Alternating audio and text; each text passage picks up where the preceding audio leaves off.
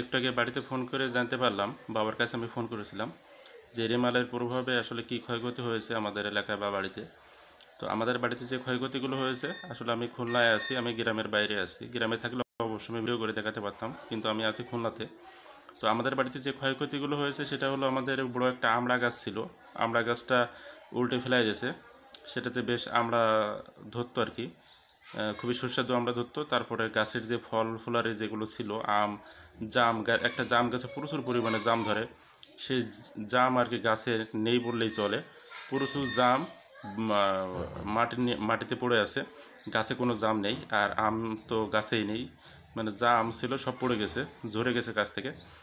মানে এক কথায় বলতে গেলে বাড়িতে আর গাছে কোনো ফল ফুলারি নেই, সব ঝড়ের তাণ্ডবে সব গাছ থেকে ঝরে পড়ে গেছে। আর আমড়া গাছ তো পড়ে গেছে বললাম। আর তাছাড়া কিছু কিছু বাড়িতে গাছগাছালি উল্টাই পড়ছে, কারো ঘর বাড়ি চাল উড়ে গেছে, এই সমস্ত ক্ষতি হয়েছে। আর আমাদের দাকবের কালাবাগি এলাকায় রাস্তার বেড়িবাঁধের বাইরের সাইডে নদীর পাশে যাদের বাড়িঘর আছে, তাদের বাড়িঘরগুলো পানিতে হচ্ছে তলায় গেছে। আর একটা নিউজ শুনলাম বা ভিডিওতে দেখলাম যে আমাদের ওদিকে তিলডাঙ্গায় 7 নম্বর ওয়ার্ডে বেড়িবাঁধ ভেঙে ভিতরে পানি প্রবেশ করে গ্রাম তলিয়ে যাচ্ছে।